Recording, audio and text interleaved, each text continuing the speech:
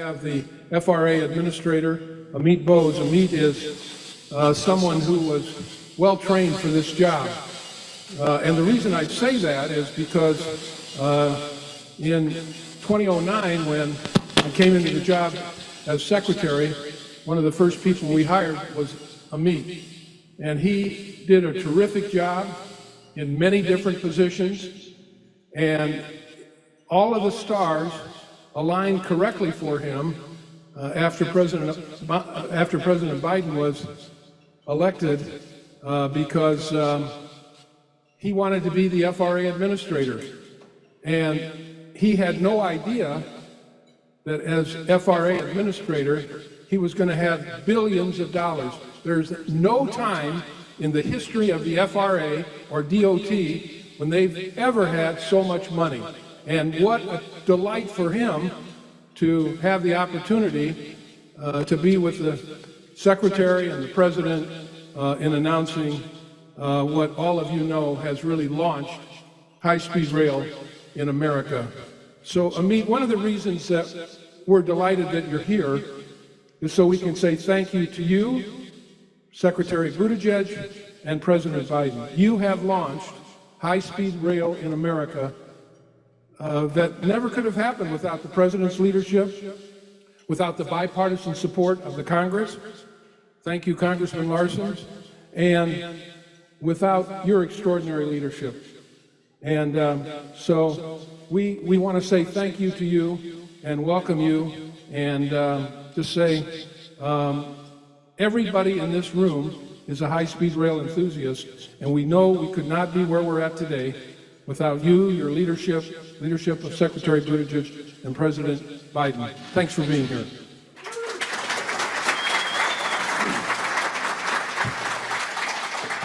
Good afternoon, everyone, and thank you, Secretary LaHood, for that kind introduction. I was lucky enough to work for the Secretary. I don't know how many of you know, but he let me be his House liaison. I specifically had the House of Representatives after it changed and became Republican controlled in 2011. But I knew the real governmental affairs person at DOT was the Secretary, and I was just there to provide support for his governmental affairs initiatives because he's so active when it came to that. It made my job pretty easy when it came down to it. So, Secretary, thank you for that. And also, shepherding Department of Transportation through the Recovery Act. We cannot overlook the $8 billion that the Recovery Act provided for high-speed and intercity passenger rail throughout the country, and all the work that Secretary LaHood put in and the leadership he provided on the California High-Speed Rail project, and also the things he did related to back then Desert Express, which eventually became Bright Line West. And it's an example of how projects sometimes go dormant, but if we keep at it, if there's enough interest and support for projects, they can come back with force and come back in a very, very positive way.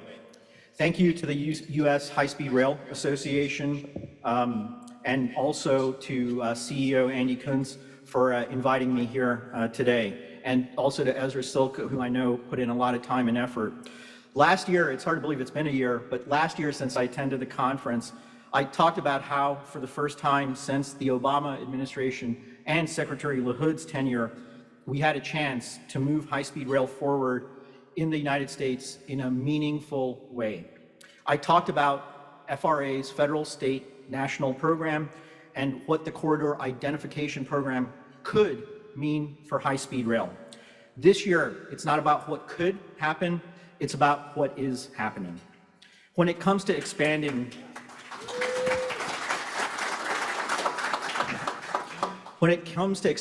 world-class passenger rail, including high-speed rail in America, we're now talking about clear progress. We're talking about turning shovels, not just possibilities. With funding from President Biden's bipartisan infrastructure law, FRA announced more than $28 billion in grant awards to nearly 170 rail projects nationwide last year. We also identified 69 corridor selections across 44 states for future development, a true pipeline of projects. President Biden announced more than $8.2 billion in the Federal State Partnership National Program last December in Las Vegas for 10 major rail passenger projects nationwide. And it truly was nationwide, all the way from Alaska to Maine, obviously with California High-Speed Rail and Brightline West being the highlights. And it included more than $6 billion in federal funding for those projects, and for the first time, the greatest amount in our nation's history. Now, Brightline West is going to connect Las Vegas and Southern California, as well as the high-speed rail initiative in California that's going to run through California's Central Valley, ultimately linking Los Angeles and San Francisco. Taken together, those historic projects are going to create tens of thousands of good-paying union jobs, unlock economic opportunity, and open up safe, comfortable, and climate-friendly travel options to get people where they want to go in a fraction of the time it takes people to drive. Both Secretary Buttigieg and the FRA had representatives from Brightline and California last month to officially break ground on Brightline West. So let's give them a round of applause.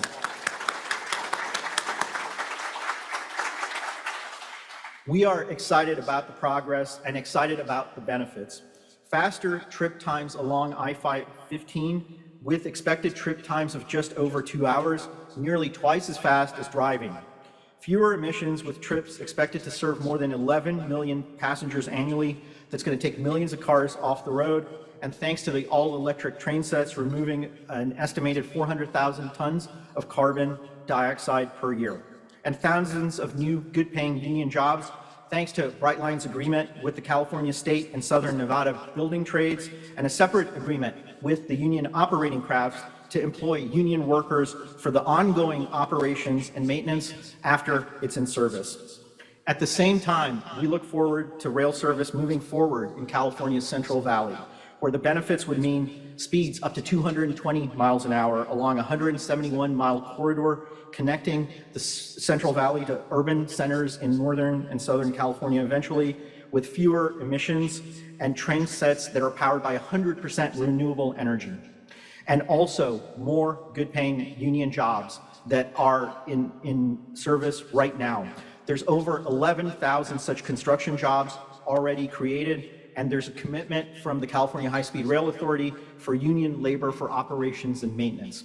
You can see a pattern there, and it's a pattern that I know President Biden, Secretary Buttigieg, and I couldn't be more excited about.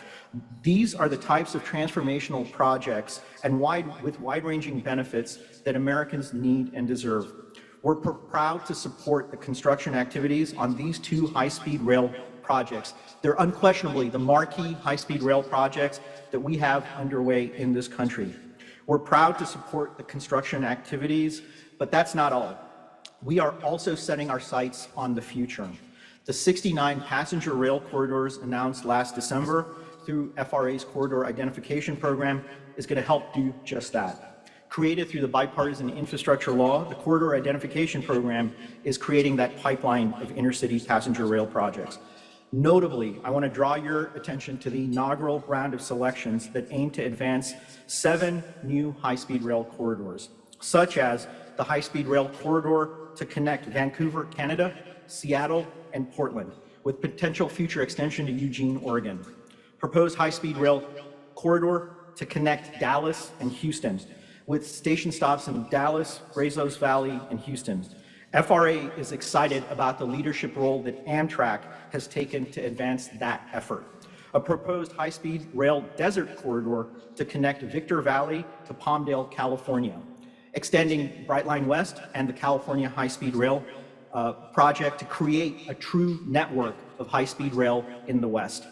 And a proposed high-speed rail corridor that would connect Atlanta to Charlotte, that would link the Southeast and provide a connection to Hartsfield-Jackson Airport, the busiest airport in the world. These corridors are progressing because of state-led, local, and regional efforts.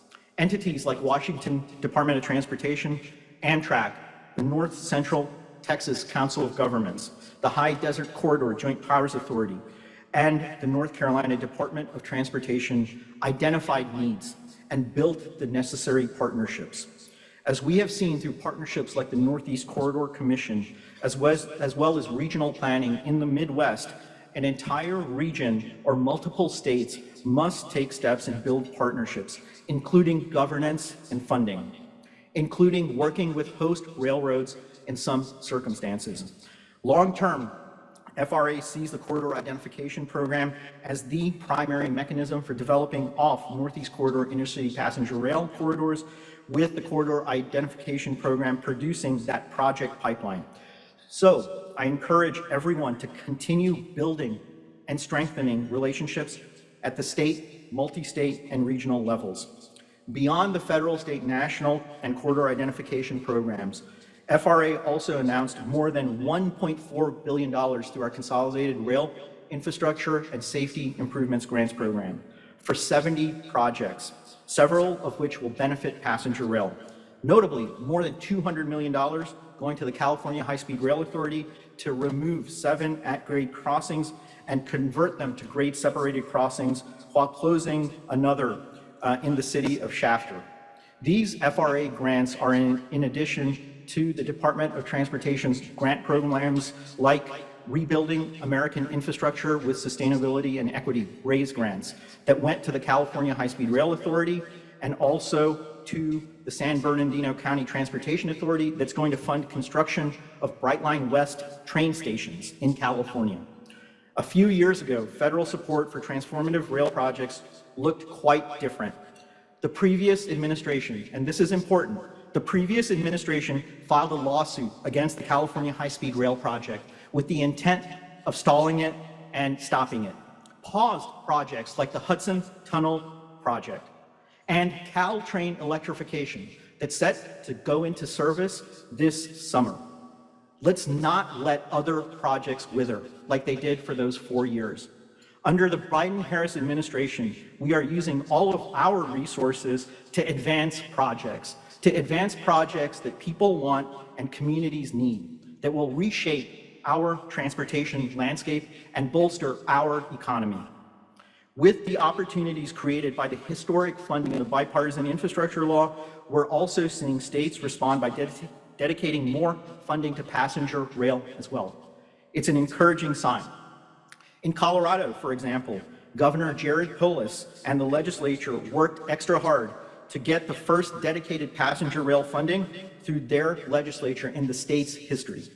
The state is also making tens of millions of dollars available to help connect transit services and passing legislation regarding zoning authorities around those future passenger rail stops and bus stops to promote transit-oriented development. While Colorado is not starting with high-speed rail, it's an example of how states are becoming motivated and accustomed to investing on the heels of significant federal funding going out the door through the president's infrastructure initiatives. Secretary Buttigieg and I have repeatedly stated that America should always lead the way in technology and infrastructure. The Department of Transportation and the Federal Railroad Administration have and will continue to strongly support high-speed passenger rail, and the administration couldn't be more committed to it. In addition to the project selections already announced, additional funding opportunities exist for passenger and high-speed rail projects through the bipartisan infrastructure law. More than $2.4 billion in CRISI funding is currently available. Applications are due on May 28th. This morning, we went out with billions of dollars in the federal-state partnership Northeast Corridor Program solicitation. We anticipate announcing that in September or early October. FRA is going to regularly solicit proposals for new corridors to enter the Corridor ID program, with the next solicitation expected in 2025. We put all these dates on a calendar on the FRA website. Also, additional opportunities exist through the Department of Transportation's Build America Bureau's Railroad Rehabilitation and Improvement Financing Program and private activity bonds. As you consider all these opportunities, I encourage you to start planning efforts and collaboration early. I want to remind you about the Department of Transportation and FRA's goals as you consider pursuing federal funding. Safety. Safety needs to be central to every aspect of America's rail network, including high-speed rail, which has a strong safety record across the globe. As we build out a high-speed intercity passenger rail network, it will be vital to give Americans confidence that these systems excuse me, will operate safely and efficiently. Safety will always be at the heart of DOT's actions. When it comes to climate, we know rail is already an environmentally friendly and sustainable mode of transportation, especially high-speed rail. We look for rail projects that contribute to a greener future by reducing dependence on carbon and reducing those emissions. We go even further by using renewable energy like solar. We will also look for projects that expand equity by investing in disadvantaged and low-income communities and also giving opportunities to small businesses. I also want to remind you of the importance of FRA's environmental review process, and also for sponsors to be familiar with project agreements, post-railroad agreements, utility coordination, and relocation needs, right-of-way acquisition. All these steps and parts of a project are crucial. We have plenty of lessons learned from projects and also experiences from across the country. Thank you. From across the country, we have that experience, and we're happy to share those. Under the Biden-Harris administration, we've also made it a point to clarify these goals early and often. FRA also has taken steps to make our processes more efficient, making sure we have the staff in place, the hiring, the resources to support stakeholders like you and other eligible entities that are looking to advance projects. Those efforts include publishing capital project guidance, amending the passenger equipment safety standards to modernize Tier 3 and Tier 1 safety appliance requirements, and highlighting Buy America and the importance of domestic sourcing plans. We are committed to working with applicants on this topic going forward. We will also continue to explore additional actions and ways to offer needed support and promote the domestic supply chain and manufacturing capacities with good paying union jobs. FRA remains focused on our core goals, notably safety, economic strength, and equity.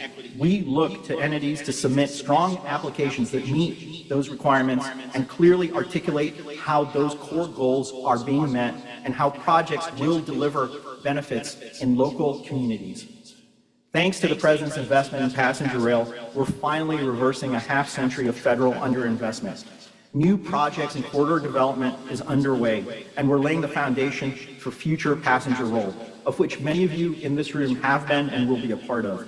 The Biden-Harris administration is building out a pipeline of passenger rail projects across the country to achieve the President's vision of world-class passenger rail.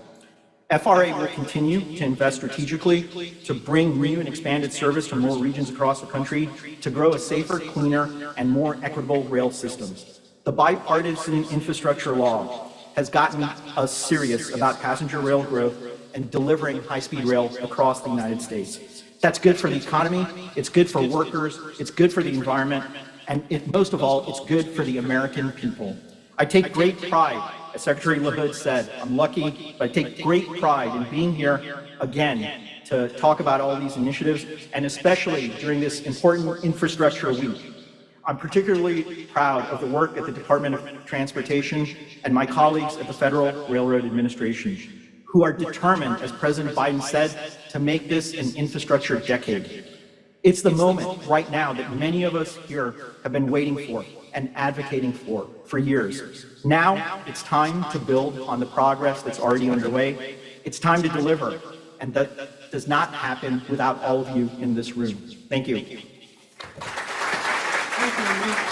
Good news. Proud of you.